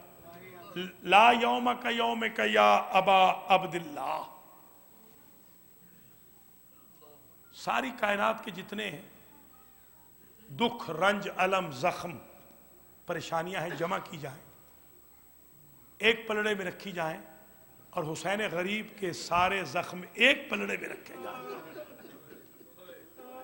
تو مصائب حسین بھاری ہیں، کائنات کے رنج و علم، زخم کم ہیں۔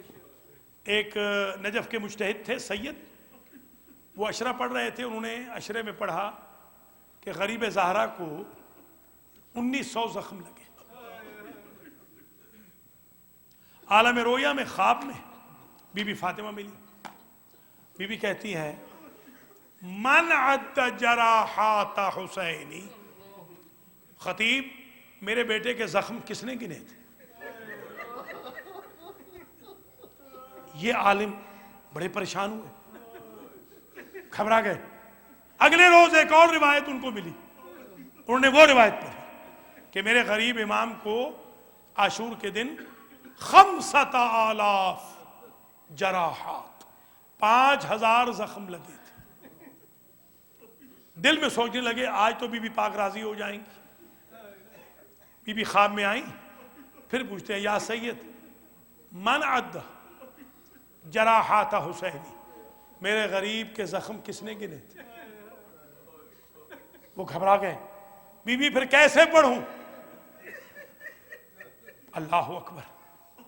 قبل اس کے کہ میں یہ جملہ پڑھوں، مجھے ایک اور جملہ ذہن میں آ گیا، وہ ذرا سن لیجئے۔ ہمارے ایک مذہب کے مجتہد ہیں آیت اللہ العظمیٰ شیخ جعفر شوستری، انہوں نے الخصائص الحسینیہ ایک کتاب لکھی ہے، بڑی کمال کی کتاب ہے یہ، اور ہمارے استاد کہتے تھے کہ شیخ جعفر شوستری کے مقتل پر حجت ابن الحسن کے دستخط ہے، یہ درجہ ہے، نائب امام اور کمال کا مقتل لکھا ہے۔ انہوں نے ایک جملہ عجیب لکھا ہے کہ لما ولد الحسین، جب حسین بن علی پیدا ہوئے، وزارہ فاطمہ، اور حضور آئے فاطمہ کے گھر میں، تو فقبل رسول اللہ من رأس الحسین الى رجلہ، کئی بار رسول نے حسین ابن علی کو سر سے پاؤں تک چوما۔ بس مصاحب میں نے پڑھ دیا ہے، طویل زحمت میں نے نہیں دینی۔ بی بی کہتی ہیں یا ابت ما قبلت حسنی من الراس الى الرجل، میرا حسن جب پیدا ہوا تھا آپ نے منہ چوما تھا۔ حسین کے تو سارے بدن کو چومتے ہیں، کبھی سر چومتے ہیں، کبھی سینہ چومتے ہیں، کبھی پاؤں چومتے ہیں، کبھی پشت چومتے ہیں۔ ایسے تو حسین کے زخم، حسن کے زخم نہیں چومے، حسن کو نہیں چوما تھا، حسن کو تو ایسے نہیں چوما۔ کیوں؟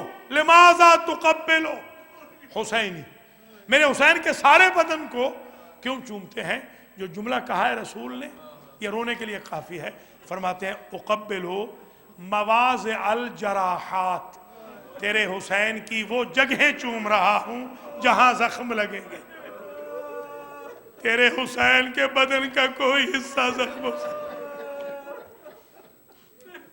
اب جملہ سنے، بی بی نے کہا سید آج کے بعد یوں پڑھنا، حسین کے زخم یا خدا جانتا ہے یا خود حسین جانتا ہے۔ میں قربان جاؤں، میں نے تو یہاں تک روایتوں میں دیکھا ہے کہ جیسے چھلنی ہوتی ہے نا، چھلنی جانتے ہیں نا، جس کے سوراخ ہوتے ہیں، چھلنی کی طرح میرے مولا کا بدن ہو گیا تھا۔ راویوں نے لکھا کہ دائیں طرف کی ہوا بائیں چلی جاتی تھی، سامنے کی ہوا پیچھے چلی جاتی تھی۔ اجرکم علی اللہ، اللہ سوائے غم آل محمد کے کسی غم میں نہ رڑائے۔ ماشاءاللہ ادارہ جعفریہ میں کل کی جو مجلس ہوئی تھی، آج میرے حوزہ علمیہ کے طلبہ نے اللہ ان کی توفیقات میں اضافہ کرے کال کی اور کہا کہ ہمیں بڑے بکاؤن نظر آئے ہیں، کیا گریہ کرتے ہیں ادارہ جعفریہ والے۔ میں نے کہا اللہ انہیں سلامت رکھے۔ واقعاً ان کی شناخت یہ ہے کہ ادھر نام آتا ہے غریبوں کا اور ان کی چیخیں نکل جاتی ہیں۔ آل محمد کے لیے کوئی تکلف سے تھوڑی رونا ہے۔ میرے تو امام صادق کے آل محمد کے جملے مجھے یاد ہیں کہ امام نے کہا تھا اپنے صحابی کو، جب صحابی نے پوچھا ابو بصیر، فرمایا ابو بصیر لماذا تبکی علی جدی الغریب، میرے غریب دادا حسین پر تم رو نہیں رہے؟ کہ انظر الی عینایا، مولا ذرا میری آنکھوں کی طرف دیکھیں، اب کی علی جدے کا، میں تو رو رہا ہوں۔ فرمایا ایسا رونا ہمیں قبول نہیں۔ کہ کیسے رو؟ کہ ابکی کما تبکی جدتی فاطمہ، میرے جد کے حق میں یوں رویا کرو جیسے میری دادی فاطمہ روتی۔ اللہ اکبر، یہ اس ماں کو پتا ہے، یہ وہ ماں جانتی ہے جس نے 13 ضربیں چلتی ہوئی دیکھی ہے، 13 ضربیں لگتی ہوئی دیکھی ہیں۔ امام زمانہ کو کسی نے خواب میں دیکھا، کہا مولا آپ کو اپنے جد حسین کے مصائب میں کون سا مصائب ہے، کون سی مصیبت ہے جو بھولتی نہیں؟ امام فرماتے ہیں وَالشِّمْرُ جَالِسٌ عَلَى صَدْرِ وَيَضْرِبُهَا بِالسَّيْفِ، جب شمر کمینہ، میں کیسے جملہ عرض کروں، اپنے نجس زانووں کے ساتھ میرے دادا کے سینے پہ چڑھ بیٹھا، مجھے وہ منظر نہیں بھولتا۔ یا زہرا 70 قدم پہ بہن دیکھ رہی تھی، اللہ کسی بہن کو بھائی کا گلا کٹتا ہوا نہ دکھائے۔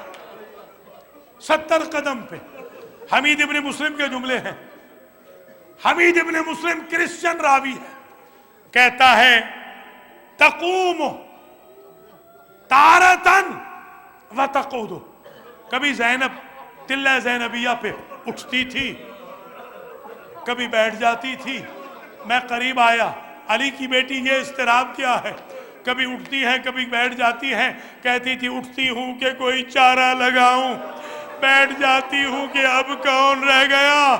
حمید کہتا ہے ایک بہن اور کیا زینب نے، کربلا کی زمین ہل گئی، میں قریب پہنچا دیکھوں اب زینب کیا کہتی ہے۔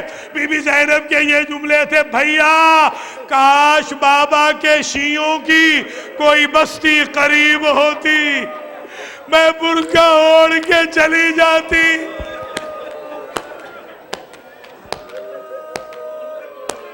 ماشاءاللہ، بس تقریر تمام ہو رہی ہے، طویل زحمت نہیں، 2 کے 2 جملے اور پڑھنے۔ اللہ اکبر۔ ایقتل ابو عبداللہ وانت تنظر یا ابن سعد، جب میرا غریب امام ذبح ہو رہا تھا تو 2 سے برداشت نہیں ہوا، نہ بی بی زینب سے برداشت ہوا، نہ بی بی سکینہ سے برداشت ہوا۔ 2 بیویاں نکلی ہیں خیموں سے، اور میں نے تو یہاں تک روایتوں میں دیکھا ہے، اللہ گواہ ہے، میں روایت پڑھ کے ہمیشہ نقل کرتا ہوں، بی بی زینب نے خنجر میں ہاتھ ڈالا اور کہا ظالم میرے پیاسے بھائی کو ذبح نہ کر۔ ادھر سے بیٹی آئی، ادھر سے بہن آئی، سکینہ کو ایسا تماچا مارا، اور اگر برداشت کر سکو تو یہ جملہ میں کہہ دوں، اور بی بی زینب کی پشت پہ اتنے تازیانے مارے۔ یا زہرا، ضربیں لگ گئیں، ضربیں لگ گئیں۔ انبیاء جو آئے ہوئے تھے ریت کے ٹیلے چھوڑنے لگے. آدم گئے, نوح گئے, ابراہیم گئے, موسیٰ و عیسیٰ, داؤد و سلمان, سلیمان, ذوالکفل گئے, الیاس گئے, سارے انبیاء, زکریا, یحییٰ. ایک ضرب ایسی چلی حضور بھی چلے گئے. ایک اور ضرب چلی, علی نے بھی ٹیلا چھوڑا. ایک اور ضرب چلی, حسن بھی گئے. میرے غریب نے سمجھا کہ شاید سارے چلے گئے. ایک مرتبہ جو توجہ کی, ایک دکھیاری ماں کی آواز آئی, بیٹا جس نے چکیا بیس کے پالا. انیس کہتے ہیں ایک ماں تھی جو چیختی پھرتی تھی, چلاتی پھرتی تھی. کبھی کہتی تھی اے فوج اشقیا میرا بچہ ہے بے گناہ, اے نہر علقمہ میرا بچہ ہے بے گناہ, اے دہر بے وفا میرا بچہ ہے بے گناہ, اجرکم علی اللہ. آخری جملہ التماس دعا. ایک جملہ اور سن لیجئے اور اسی پر آج کی زحمت آپ کی ختم ہو جائے گی. یہ جو ذوالجناح ہے نا, ذوالجناح کو ذوالجناح اس لیے کہتے ہیں کہ ظلیمہ کر کے جو تیر آتا تھا یہ اپنی پشت پہ لیتا, سینے پہ لیتا, مولا کا دفاع کرتا تھا. پہلے جب میں بچہ تھا میں سنتا تھا ذاکروں سے کہ گھٹنے طے کیے سواری نے سوار کو اتارنے کے لیے, مگر میں نے بعد میں روایت پڑھی, امام زمانہ کہتے السلام علی جدی الغریب, میرا اس غریب دادا پہ سلام, الذی سوقت عن فرسہ مکبوبا علی وجہ, جو چہرے کے بل, جو پیشانی کے بل زمین پہ آیا. جب مختار نے قاتل پکڑے, ایک قاتل پکڑ کے لایا گیا, کہا تو نے کیا ظلم کیا؟ اس نے کہا مختار میرے ترکش میں 3 تیر تھے, ایک تیر میں نے غازی کے مشکیزے میں مارا, دوسرا تیر میں نے اصغر کے گلے میں مارا. بس اب برداشت کر سکو, میں مجلس ختم کر رہا ہوں. کا تیسرا تیر, کا مختار تو برداشت نہ کر سکے گا, مجھ سے تیسرا تیر نہ پوچھ. کا ضرور بتا, میں نے مقتل لکھوانا ہے. کہ جب تیرا مولا زینے ذوالجناح پہ کبھی دائیں گر جاتا تھا کبھی بائیں گر جاتا تھا, اس وقت تیرے مولا پر میں نے نشانہ باندھا. تیرے مولا حسین نے میرے تیر سے بچنے کے لیے اپنا الٹا ہاتھ اپنی پیشانی پہ رکھا. میں نے ایسا تیر مارا تیرے مولا کا ہاتھ ایسے رہ گیا اور غریب سہرا زمین پہ آ گیا. زلزلہ آیا, آسمان رویا, زمین روئی, واہ حسینہ واہ غریبہ.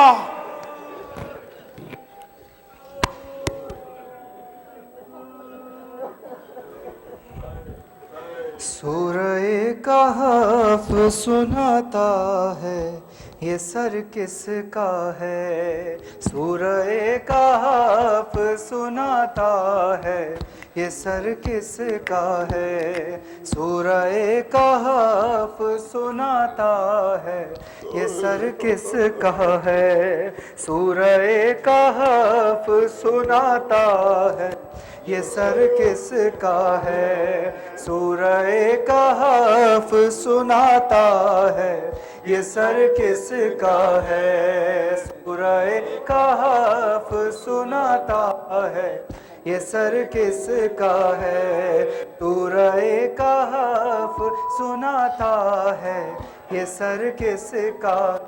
ارے خون آنکھوں سے بہاتا ہے, خون آنکھوں سے بہاتا ہے یہ سر کس کا ہے, سورہ کہف سناتا ہے یہ سر کس کا ہے, سورہ کہف سناتا ہے یہ سر کس کا ہے, سورہ کہف سناتا ہے یہ سر کس کا ہے, سورہ کہف سناتا ہے یہ سر کس کا ہے, سورہ کہف سناتا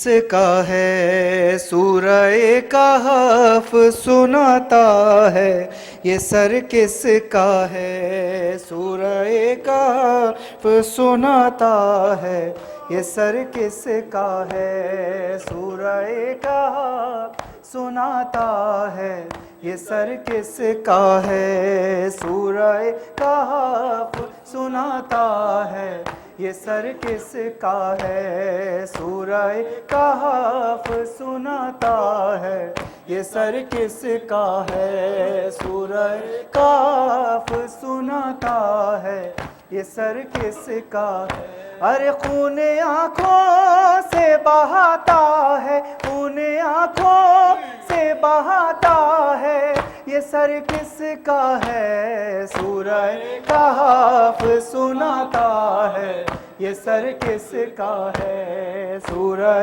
कहफ सुनाता है ये सर किसका है सूरह कहफ सुनाता है ये सर किसका है अरे चलते चलते जो सकीना कहीं गिर जाती है चलते चलते जो सकीना कहीं गिर जाती है चलते चलते जो सकीना कहीं गिर जाती है अरे खुद को नेज़े से गिराता है खुद को नेज़े से गिराता है ये सर किसका है सूरह कहफ सुनाता है ये सर किसका है सूरह कहफ सुनाता है ये सर किसका है अरे जिस तरफ जाता है बाजार में सर अकबर का जिस तरफ जाता है बाजार में सर अकबर का जिस तरफ जाता है बाजार में सर अकबर का अरे उस तरफ देखता जाता है उस तरफ देखता जाता है ये सर किसका है सूरह कहफ सुनाता है ये सर किसका है सूरह कहफ सुनाता है ये सर किसका है सूरह कहफ सुनाता है ये सर किसका है अरे खून आँखों से बहाता है खून आँखों से बहाता है ये सर किसका है सूरह कहफ सुनाता है ये सर किसका है सूरह कहफ सुनाता है ये सर किसका है जब भी दाखिल किसी बाजार में होते हैं हरम जब भी दाखिल किसी बाजार में होते हैं हरम जब भी दाखिल किसी बाजार में होते हैं हरम अरे पहला पत्थर यही खाता है पहला पत्थर यही खाता है ये सर किसका है सूरह कहफ सुनाता है ये सर किसका है सूरह कहफ सुनाता है ये सर किसका है अरे रात होती है तो मासूम सी एक बच्ची को रात होती है तो मासूम सी एक बच्ची को अरे लोरी नेज़े से सुनाता है लोरी नेज़े से सुनाता है ये सर किसका है सूरह कहफ सुनाता है ये सर किसका है सूरह कहफ सुनाता है ये सर किसका है हाय पढ़ के कुरान की आयात सर ज़ैनब से पढ़ के कुरान की आयात सर ज़ैनब से ध्यान लोगों का हटाता है ध्यान लोगों का हटाता है ये सर किसका है सूरह कहफ सुनाता है یہ سر کس کا ہے سورہ کہف سناتا ہے یہ سر کس کا ہے ارے یہ سما کاش نہ دیکھے کوئی خواہر اس کی یہ سما کاش نہ دیکھے کوئی خواہر اس کی اور شمر زلفوں سے اٹھاتا ہے شمر زلفوں سے اٹھاتا ہے یہ سر کس کا ہے سورہ کہف سناتا ہے یہ سر کس کا ہے سورہ کہف سناتا ہے یہ سر کس کا ہے ارے میر سجاد کوئی کیا نہیں وارث اس کا میر سجاد کوئی کیا نہیں وارث اس کا ہر کوئی اس کو ستاتا ہے ہر کوئی اس کو ستاتا ہے یہ سر کس کا ہے سورہ کہف سناتا ہے یہ سر کس کا ہے سورہ کہف سناتا ہے سر کس کا ہے سورہ کہف سناتا ہے یہ سر کس کا ہے الوداع الوداع الوداع الوداع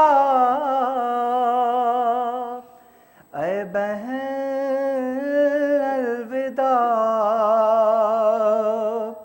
ارے دی تھی اماں نے جو پوشاک وہ لا دو زینب دی تھی اماں نے جو پوشاک وہ لا دو زینب اپنے ہاتھوں سے کفن مجھ کو پہنا دو زینب دی تھی اماں نے جو پوشاک وہ لا دو زینب اپنے ہاتھوں سے کفن مجھ کو پہنا دو زینب دی تھی اماں نے جو پوشاک وہ لا دو زینب اپنے ہاتھوں سے کفن مجھ کو پہنا دو زینب آج مقتل میں فقط بات ہماری ہوگی ابھی اماں سے ملاقات ہماری ہوگی ابھی اماں سے ملاقات ہماری ہوگی کوئی پیغام اگر ہے تو سنا دو زینب اپنے ہاتھوں سے کفن مجھ کو پہنا دو زینب دی تھی اماں نے جو پوشاک بولا زینب اپنے ہاتھوں سے کفن مجھ کو پہنا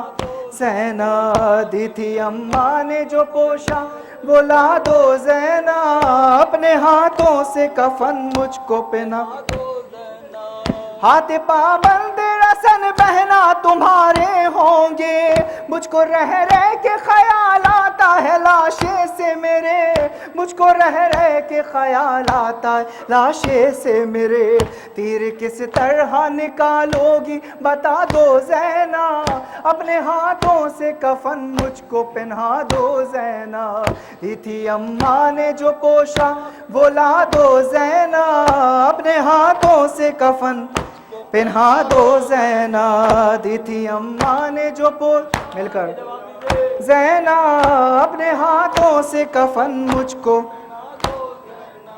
ہاتھ پابند رسن بہنا تمہارے ہوں گے مجھ کو رہ رہ کے خیال آتا ہے لاشے سے میرے مجھ کو رہ رہ کے خیال آتا ہے لاشے سے میرے تیر کس طرح نکالو گی بتا دو زینب اپنے ہاتھوں سے کفن مجھ کو پہنا دو زینب دی تھی اماں نے جو پوشاک بولا دو زینب اپنے ہاتھوں سے کفن مجھ کو پہنا دو زینب دی تھی اماں نے جو پوشاک پہنا دو زینب اپنے ہاتھوں سے کفن مجھ کو پہنا دو زینب میرے لاشے کی رہے گی تمہیں پہچان بہن چا کر دو میرے کرتے کا گریبان بہن چاکر دو میرے کرتے کا گریبان بہن، کوئی لوٹے نہ اسے ایسا بنا دو زینا، اپنے ہاتھوں سے کفن مجھ کو پہنا دو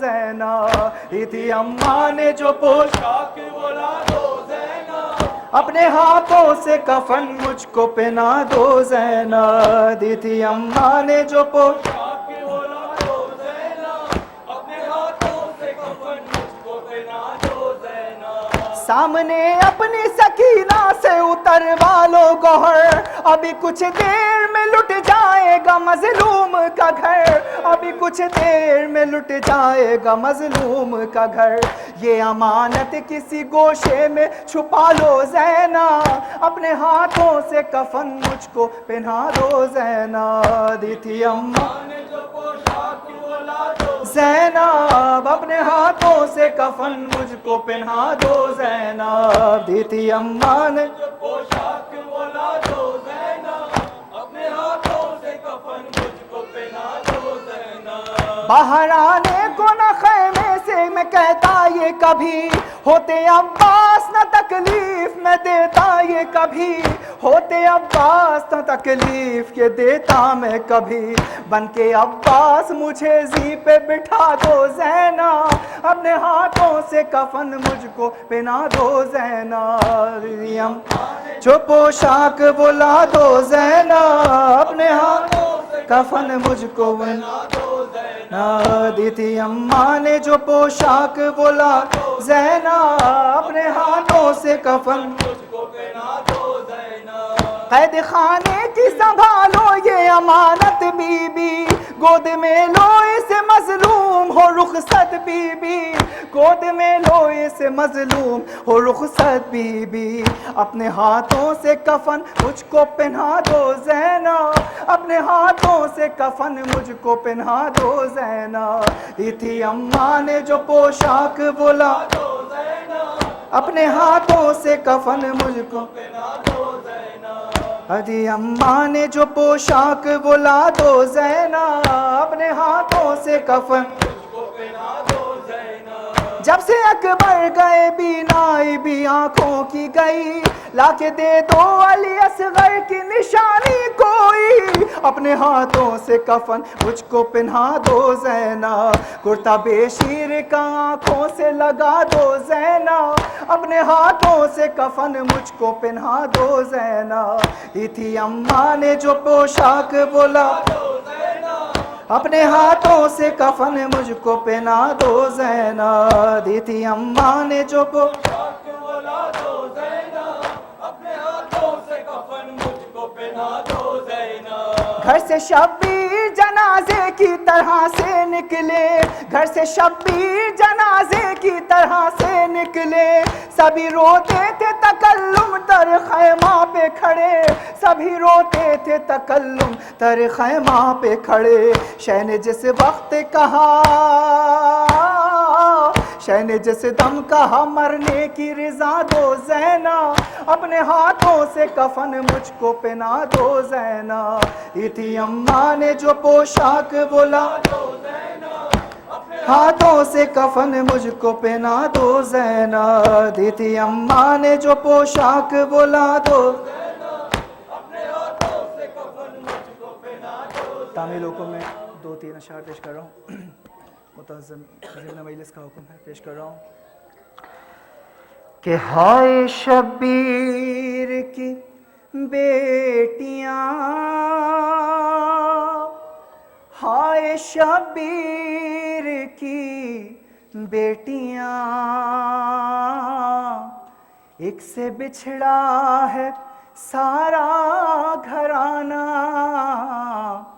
ایک کا مرقد بنا قید خانہ،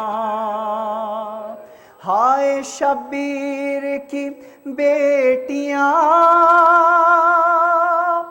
ہائے سغرا ہے ایک بیٹی شبیر کی، کہ درد فرقت کا عنوان وہ بن گئی، گھر سے رخصت ہوئے جب شہ کربلا تو لب پہ صغرا کے جاری یہی بین تھا کہ بابا مجھ کو نہیں چھوڑ کر جائیے، ساتھ لے جائیے، ساتھ لے جائیے، ارے رحم کر مال کے دو جہاں، مر نہ جائے یہ بیٹی یہاں، ہائے شبیر کی بیٹیاں۔ اور دوسری بیٹی تسکین شبیر ہے، ہاں سکینہ ہے جو غم کی تفسیر ہے، بچپنی میں ہی یہ ظلم اس نے سہے، تے گھڑکیاں تازیاں نے تماچے لگے، اور خیموں کی آگ سے جس کا دامن جلا، اور رسی سے جکڑا تھا جس کا گلا، جب ہوئی شام غربت آیا، چھن گئی کانوں سے بالیاں، ہائے شبیر کی بیٹیاں۔ وہ سکینہ جسے خون رویا فلک، دشت غربت سے تاریک زندہ تلک، جس کے گل رخ تماچوں سے رنگی رہے، خون بہتا رہا جس کا ہر زخم سے، پھر وہ زندان میں تھک کے یوں سو گئی کہ خاک زندان اس کی لحد ہو گئی، جب بھی جاتے ہیں زائر وہاں تو بے کسی ان کی ہے میزباں، ہائے شبیر کی بیٹیاں۔ اور جب وطن لوٹ کر آئے اہل حرم تو آیا صغرا پہ پھر وقت رنج و الم، اس نے اپنی یتیمی کی پائی خبر، رو کے چلائی اور گر گئی خاک پر، ہائے پھر ایسے ماتوں کیا باپ کا، تھر تھرا اٹھی قبر رسول خدا، ارے بیبیاں تھی جو نوحہ گناہ، خون رونے لگا آسماں، ہائے شبیر کی بیٹیاں۔ ہانیوں جوہر اب ختم ہو یہ سخن، اشک غم کا سمندر ہوا موجزن، تاب قلب و جگر میں رہی اب کہاں، جو مصائب ہو ان بیٹیوں کے بیاں، ایک قرآن رنج و علم بن گئی اور ایک غم کی نہج بلاغہ ہوئی، ارے بزم غم میں ہے آہو فغاں، ختم ہو غم کی یہ داستاں، ہائے شبیر کی بیٹیاں۔ سین سین